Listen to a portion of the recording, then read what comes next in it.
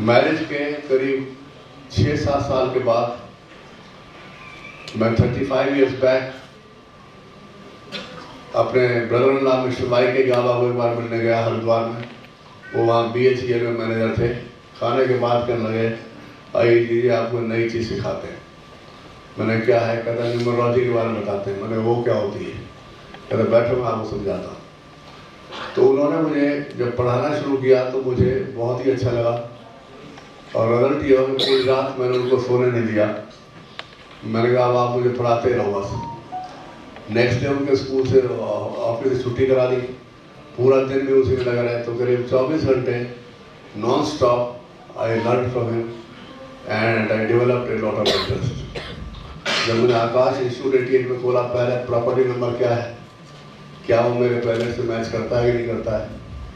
आकाश institute नाम मेरे planet से मैच करता है कि नहीं करता है। मेरे बेटे का नाम मनीष था, जब 4th-5th में था तो मैंने देखा है तो नाम इसके डेट ऑफ बर्थ से अपोजिट वाइब्रेट करता है, तो मैंने उसका नाम आकाश चेंज कर दिया। सिमिलरली बड़े की स्पेलिंग ठीक नहीं थी, उसकी स्पेलिंग ठीक कर दी। तो like wise thousands of people जो मेरी जान पहचान में मेरे रिश्तेदारी में थे, मुझे ऐसा लगा कि ये एक बड़ा एंटरटेनमेंट चीज़ है, टाइम पास करने का वैसा साधन है और लोगों को कुछ फ़ायदा भी डेफिनेटली मिलता है। तो पिछले 10 साल से मेरा बेटा जो CEO कंपनी के अंदर बना है और काफ़ी उसमें मेहनत करके उधर सारा काम संभाल लेता है। तो एक दिन मैंने कहा भाई सारा काम तुमने संभाल लिया, हम क्या करें, खाली तो बैठे रहते। कहेंगे आप हमें गाइड करिए और जो आपके शौक पूरे रह जाएँ वो पूरा करिए। मैंने कहा अपना शौक तो न्यूमरोलॉजी का और कुछ नहीं। फिर 2 साल पहले मैंने एक न्यूमरोलॉजी का चैनल खोला और YouTube पे, और मैंने उस चैनल के थ्रू मैंने कहा सारी दुनिया को न्यूमरोलॉजी पढ़ा देता हूँ। ऐसे बायोलॉजी चीज़ें तो बहुत पढ़ा है, न्यूमरोलॉजी पढ़ाते हैं और हर एक को बता देते हैं। तो अपना फ्यूचर खुद देखो, किसी पंडित के पास जाने की जरूरत नहीं है, आप खुद ज्ञानी बन जाओ। हम इससे बचा सकते हैं, कोई भी आदमी बचा सकता है। इसलिए तो I was very much interested कि इसमें और भी ज़्यादा पढ़ा जाए। फिर मैंने चाइनीज न्यूमरोलॉजी को स्टडी करना शुरू किया 2 साल पहले। उसमें मैं लोशनवुड को सारा समझा, जो फेंगशुई की किताब लिखती है लोशनवुड से निकल के आती है सारी। तो पहले मेरा एक्यूरेसी का लेवल 70% एश्योर था, 65-70%। लोशनवुड के बाद 85% तक पहुँच गया। दोनों न्यूमरोलॉजी से मिल के एक कंबाइंड फिनोमेना लगाएंगे, वी हैव गॉट 85% एक्यूरेसी उसके अंदर आ जाती है। और कई बार जब मैं कैलकुलेशन करता हूँ तो लोगों की डेट ऑफ बर्थ मैं देखता हूँ 25% लोगों की डेट ऑफ बर्थ गलत लिखी हुई है। 50 से ऊपर की एज के जितने भी लोग हैं, 50% लोगों की डेट ऑफ बर्थ गलत है, क्योंकि वो 50 साल पहले जो डेट ऑफ बर्थ मास्टर जी लिख देते थे वही लिख देते थे। और उनको जब डेट ऑफ बर्थ गलत है तो इसका मतलब कैलकुलेशन किसी और की कर रहे हैं, उसकी रिक्वायरिंग है। मैंने जब न्यूमरोलॉजी सीखा और मुझे पूरा कॉन्फिडेंस हो गया तो मैंने 35 साल के इवेंट 10वीं क्लास से लेकर और एंड तक सारे एक साल के लिखे। इस साल मेरा क्या रहा, कैसा रहा, ये साल कैसा रहा, ये डेट मेरे लिए कैसे रही, ये कैसे रही, पूरा मैंने उसका पूरा ग्राफ बना लिया। ग्राफ बनाने के बाद जब मैंने अपनी डेट ऑफ बर्थ के साथ मैच किया तो कोई प्लैनेट मैच नहीं कर रहा था, कोई इंसिडेंस मैच नहीं कर रहा था। तो मुझे बड़ा हैरानी हुई कि यदि यार मेरी डेट ऑफ बर्थ है ही नहीं। तो फिर मैंने फादर से पूछा मैं कब पैदा हुआ था। वो कहने लगा हमें याद नहीं। मैंने कहीं तो लिखा हुआ कॉपी में मैं कब पैदा हुआ। कहते उस टाइम पाकिस्तान से आए थे, रोटी खाने के डाले थे, 8 बच्चे थे, किस किस भी जान रखे। तो मैंने फाइंड आउट कैसे करें। तो मैं फिर उस गांव में गया और सबसे बुजुर्ग आदमी से जान मिला। मैंने बताओ ये बताओ कि अब हम अपनी डेट ऑफ बर्थ कैसे करते थे, जो बच्चा पैदा होता है क्या सिस्टम था तुम्हारे यहाँ में। बोले हर हफ्ते में एक दिन चौकीदार जाके पुलिस स्टेशन में लिखवा के आता था, पुराने राम के घर छोड़ा हुआ है, चोरी हुई, लिखवा के आ रहा था। तो हो सकता है थाने में आपको मिल जाए रिकॉर्ड। तो होटल थाना लगता था, मैं होटल थाने चला गया। वहाँ मेरा सब इंस्पेक्टर से मैंने कहा भाई मेरे को अपनी डेट ऑफ बर्थ देखिए, आप देखिए आपका पुराना रिकॉर्ड है। तो वो कहने लगा ये हमारे पास रिकॉर्ड नहीं है, हम CMO का ऑफिस भेज देते हैं। तो डिस्ट्रिक्ट गुड़गांव में CMO का ऑफिस में आप जाइए, वहाँ आपको रिकॉर्ड मिल जाएगा। तो मैं जब CMO का ऑफिस गया तो वो कह रहे हैं अब ये गांव फरीदाबाद डिस्ट्रिक्ट में शिफ्ट हो गया, तो रिकॉर्ड भी वहाँ शिफ्ट हो गया। तो मैं CMO ऑफिस फरीदाबाद चला गया। मैंने अपने इंसिडेंट से अपनी डेट ऑफ बर्थ निकाल ली थी, ये ईयर होना चाहिए, ये मंथ होना चाहिए, ये डेट होनी चाहिए। तो मैं उनके पास कागज पे लिख के मैंने उनको बैठा था हनुमान प्रसाद, मैंने उसको कहा ये जेब में रख ले, अब तो रजिस्टर खोल दें। तो रजिस्टर उसने खोला, उर्दू में था, किसी को बुलाया उसने पढ़ने के लिए। मैंने कहा ईयर देखो इसमें 1950 का साल खोलो। तो ही ओपन 1950, मैंने नवंबर का महीना खोलो, वो खोला। फिर मैंने डेट नंबर देखो इसमें 9/18/27, तीनों का सिंगल नंबर 9 है। 9 तारीख में पैदा हुआ था, लेकिन ये नहीं पता था 9 को 18 तारीख किसको पैदा हुआ। तो उसने फिर खोला तो 18 तारीख उसमें नवंबर का महीना 1950, मेरे पिताजी का नाम, दादाजी का नाम वहाँ पर लिखा हुआ था। तो मैंने कहा ये तो मैंने कागज निकाला, जेब में जरा डाला, वही डेट ऑफ बर्थ मैंने लिखी थी जो उसके रजिस्टर में पाई गई।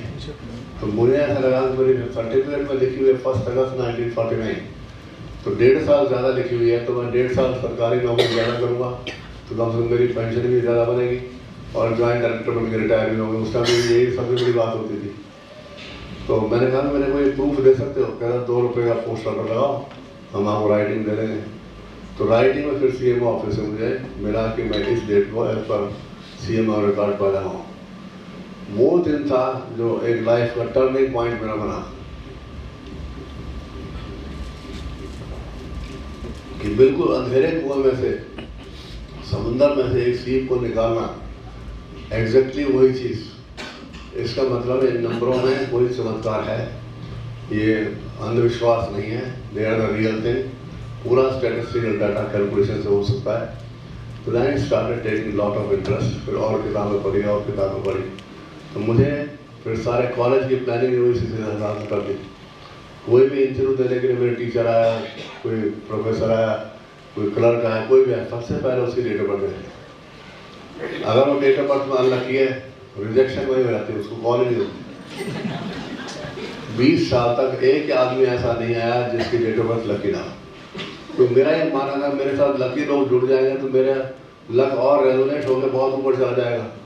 और मैं ये मानता हूँ कि ये मेरा जो ब्लाइंड फेथ है माँ वैष्णो देवी पे, उसने मेरी हेल्प की सबसे ज़्यादा।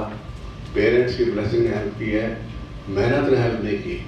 मेहनत करती है 30%, 70% से जो लिखवा के आए हैं वो होना है, और जो ब्लेसिंग गॉड की होती हैं। तो ये एक आप समझिए, मैं उस टाइम एक स्कूल टीचर था जो अपने 12 एकड़ में ये मंदिर देखा है।